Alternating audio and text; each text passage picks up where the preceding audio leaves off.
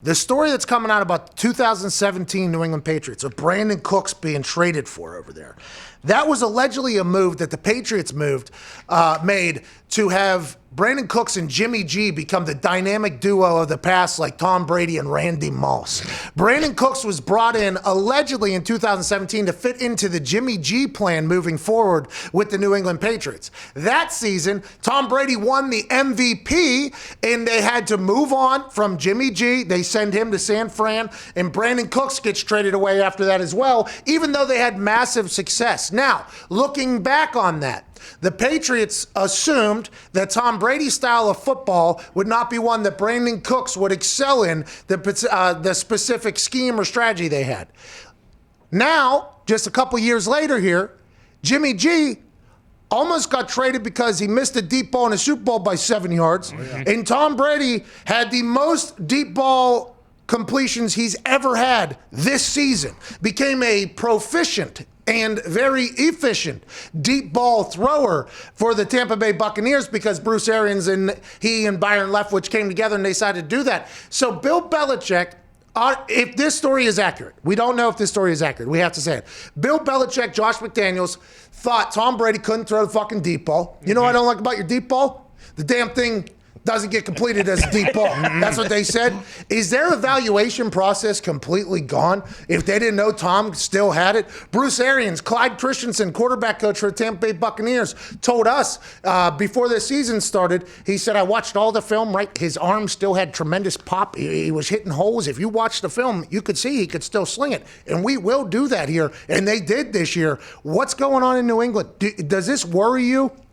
That potentially everything in New England is completely broken going forward if they have no evaluation process, not only for, remember, last year Bill skipped the combine, was that a Division II player's guy? He didn't even get drafted, that guy, I don't think. No. And then the draft choice is not that great up there for a long time. The salary cap is over. Is this just something like, they say some people in some professions, if they're the only, and some people will get this obviously, if they're the only person doing anything for the company, and after a long time of success, they think that that person's creative energy juice has been completely drained from said person, and the product is still suffering from it because that person is still in charge of every decision, even though there is a chance that that person has lost all of the it factor that potentially had this person at the top of the mountain for a long time. I think that can go in one particular business, and then in this particular business, you have to wonder,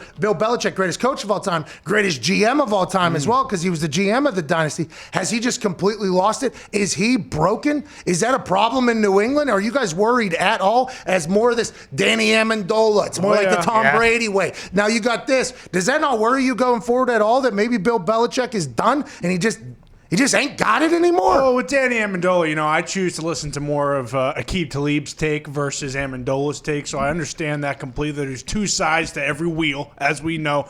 But, because everybody on God's green the wheel earth, just has one side, though. Well, when you think about it, though, you're cutting it in half. There's a top and there's a bottom. Well, so now you're cutting a wheel in half. It's not a wheel anymore. Well, yeah, half a wheel. It's kind of more of like the trapezoid you saw, last night, plowing all the snow. True. You know what I'm saying? Very true, very true. But anyways, two sides of the story. Go ahead. But because everybody on earth believes the Patriots are dead and Belichick lost it and all that, it makes me feel better just because I like to fade the public. If everyone's thinking left, I'm going right. Oh, you're contrarian. And hey, look, Brandon Cooks, he signed a massive contract, and then what?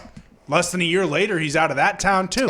So perhaps it did start with Cooks in New England, but hey, he got traded from New Orleans as well. What happened there? Yeah, he's been traded a lot, but all of his teammates have come out and say he's not a bad teammate, just hasn't been a good fit. And maybe it's contract-wise, and that's why they don't cut him, because everybody's a little bit worried about that. But I also, in Dove Kleiman's deep diving into the internet, I didn't even see this quote from 2017. Tom Brady was getting interviewed by Milk Institute. Jim Gray.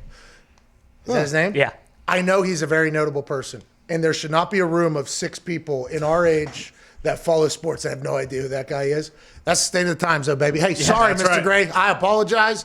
I know you've done great work. Appreciate everything you've done. Thank you, Jim. Thank you, Jim. Thank you, Jim, for what you've done for sport. But this was in 2017, and it is the what is it? The Milken Institute. Milken Institute Global Hell yeah. Conference. I love this.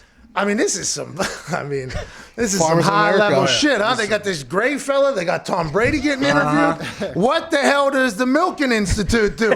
Huh? Are they making the Immunity pills? Are they? It might be. All right. They're not milking. I don't think that is. It's Milken. I believe it's a name. If I It's E in there at the end. the global conference gathered the best minds in the world to tackle some of its most stubborn challenges. Nah, Steve Weatherford's doing that. The Milken Institute ain't doing anything. So Dove Kleiman found this 2017 interview, and if you listen to the thoughts that Cooks was brought in for Jimmy G moving forward, and they wanted to move on from Tom, but then Tom won the MVP in the 2017 season. Then you hear the story about him being called Tommy fucking Foxborough and the lack of respect and everything. And then Mr. Gray here asked him this question at the Milken Institute Global Conference, and this was his answer in 2017. How did the sports, I want to let everybody know, if we were a show, when this happened, just because of the pettiness of our nature of our show, we would have certainly covered this, but I don't think this got a lot of traction at the time in 2017. And so when Giselle says feel appreciated, this brings to mind Coach Belichick and Mr. Kraft. Do you feel appreciated by them, and do they have the appropriate gratitude for what you have achieved? I plead the fifth. Whoa! Whoa! So things have been terrible up there for a long, long time. I plead the fifth, knowing people were probably going to hear that, including Bill Belichick.